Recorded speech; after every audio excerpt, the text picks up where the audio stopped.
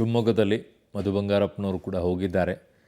ಅಲ್ಲಿ ಮಂಜುನಾಥ್ ರಾವ್ ಅವರ ಅಂತಿಮ ದರ್ಶನಕ್ಕೆ ಅದರ ಸರ್ಕಾರ ಹೇಳಿತ್ತು, ಅದರದ್ದು ಅಲ್ಲೆಲ್ಲವೂ ಕೂಡ ನೋಡ್ಕೊಳ್ಳೋದು ಮಧು ಬಂಗಾರಪ್ಪನವ್ರು ನೋಡ್ಕೊಳ್ತಾರೆ ಅಂಥೇಳಿ. ಇಲ್ಲಿ ಬೆಂಗಳೂರಿನಲ್ಲಿ ಭರತ್ ಭೂಷಣ್ ಅವರ ಅಂತ್ಯಕ್ರಿಯೆ ಆಗುವವರೆಗೂ ಕೂಡ ಇಲ್ಲಿ ರಾಮಲಿಂಗಾರೆಡ್ಡಿ ಅವರಿಗೆ ಅದರ ಜವಾಬ್ದಾರಿಯನ್ನು ಕೊಟ್ಟಿದ್ದಾರೆ.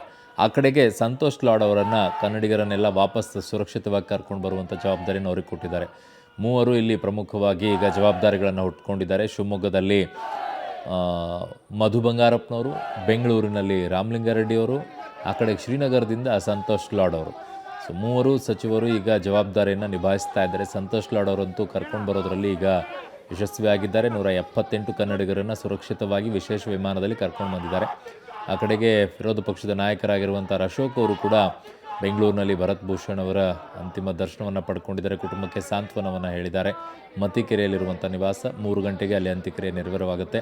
ಇನ್ನೊಂದು ಕಡೆಗೆ ಮಂಜುನಾಥ್ ನಿವಾಸ ಶಿವಮೊಗ್ಗ, ಅಲ್ಲೀಗ ಮಧು ಬಂಗಾರಪ್ಪನವರು ಹೋಗಿದ್ದಾರೆ. ಇನ್ನುಳಿದಂಥ ನಾಯಕರೆಲ್ಲ ಹೋಗಿ ಅಂತಿಮ ದರ್ಶನವನ್ನು ಪಡ್ಕೊಳ್ತಾ ಇದ್ದಾರೆ. ಅಲ್ಲಿ 12 ಗಂಟೆಯ ನಂತರ ಅಂತ್ಯಕ್ರಿಯೆ ಅಂತ ಹೇಳಿದರು. ಬಟ್ ಹೆಚ್ಚಿನ ಸಂಖ್ಯೆಯಲ್ಲಿ ಅಂತಿಮ ದರ್ಶನವನ್ನು ಪಡ್ಕೊಳ್ತಾ ಇರೋದ್ರಿಂದ ಅಲ್ಲೂ ಕೂಡ ಅಂತ್ಯಕ್ರಿಯೆ ಸ್ವಲ್ಪ ತಡವಾಗುತ್ತೆ. ಕುಟುಂಬರೆಲ್ಲರೂ ಕೂಡ ವಿಧಿವಿಧಾನಗಳನ್ನು ಅವರ ಸಂಪ್ರಬುದ್ಧವಾಗಿ ವಿಧಿವಿಧಾನಗಳನ್ನು ನೆರವೇರಿಸಬೇಕು.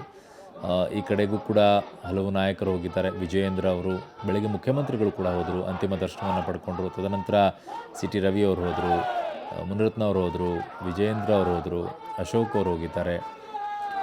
ಪ್ರತಿಯೊಬ್ಬರು ಕೂಡ ಹೋಗಿ ಅಂತಿಮ ದರ್ಶನವನ್ನು ಪಡ್ಕೊಂಡಿದ್ದಾರೆ. ರಾಮಲಿಂಗಾರೆಡ್ಡಿ ಅವರು ಕೂಡ ಅದರ ನೇತೃತ್ವವನ್ನು ವಹಿಸ್ಕೊಂಡಿದ್ದಾರೆ. ಅಲ್ಲಿ ಅಂತಿಮ ವಿಧಿವಿಧಾನಗಳೆಲ್ಲವೂ ಕೂಡ ಮುಕ್ತಾಯವಾಗಿ ಅಂತ್ಯಕ್ರಿಯೆ ಆಗುವವರೆಗೂ ಕೂಡ ಜವಾಬ್ದಾರಿಯನ್ನು ಅವ್ರು ನೋಡ್ಕೊಳ್ತಾ ಇದ್ದಾರೆ. ಅಲ್ಲಿ ಯಾವುದೇ ಸಮಸ್ಯೆ ಆಗದೇ ಇರೋ ರೀತಿಯಲ್ಲಿ. ಈ ಕಡೆಗೆ ಶಿವಮೊಗ್ಗದಿಂದಲೂ ಕೂಡ ನೇರ ಪ್ರಸಾರವನ್ನು ನಿಮಗೆ ಮಾಡ್ತಾ ಇರೋದು.